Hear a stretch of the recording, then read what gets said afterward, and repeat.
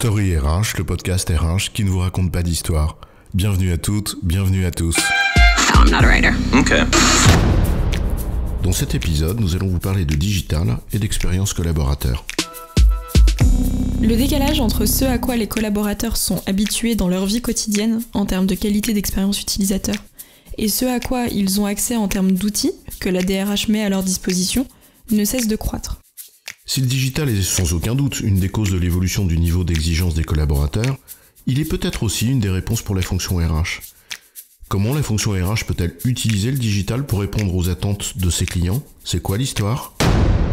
En tant que consommateurs, nous sommes de plus en plus habitués à un niveau de service caractérisé par l'instantanéité, l'immédiateté, notamment avec les outils Atawad, Anytime, Anywhere, Any Device, à des interfaces de plus en plus accessibles, à une gamification constante de notre environnement, et à la possibilité également de donner notre avis sur tout et sur n'importe quoi grâce aux réseaux sociaux.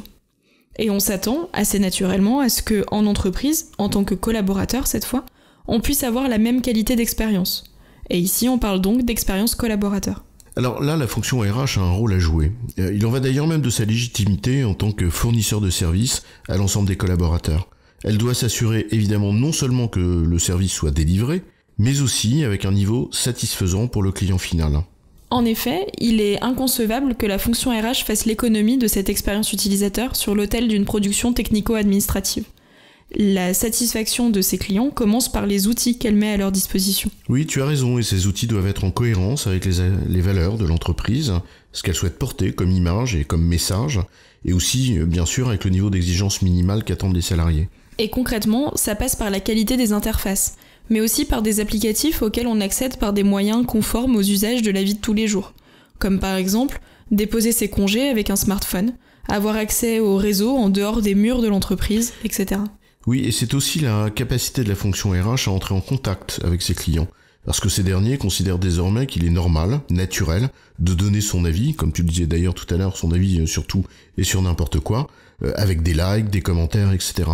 L'ère de la fonction RH qui pense ses processus dans son coin, dans sa tour d'ivoire, est définitivement révolue. Elle doit désormais définir ses processus en tenant compte de 3 besoins en phase avec la démocratisation du digital. Premièrement, en privilégiant l'action expérimentale, à la réflexion technocratique. Les processus ne sont pas figés, ils peuvent évoluer pour améliorer le service rendu, et c'est cette amélioration continue qu'il faut viser. Alors, le deuxième besoin, c'est celui du lien. Maintenir le lien avec les collaborateurs.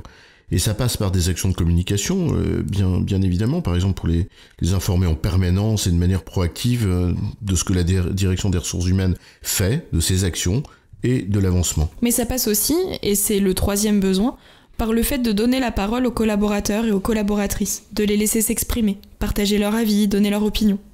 Alors en résumé, c'est quoi l'histoire ? Le digital bouleverse nos façons d'appréhender le monde en tant que consommateur, et il est alors naturel qu'il fasse aussi évoluer nos attentes vis-à-vis de l'entreprise. La fonction RH ayant une nécessité réelle à satisfaire les attentes des collaborateurs sur les services qu'elle délivre, a alors tout intérêt à investir le champ du digital pour offrir une meilleure expérience collaborateur. Et ce, en mettant à disposition des outils qui répondent à ses attentes, mais aussi en améliorant de manière continue le service qu'elle délivre, et en maintenant un lien constant avec les collaborateurs. C'est ça, chef, j'ai bon ? C'est ça, mais on va pas en faire toute une histoire.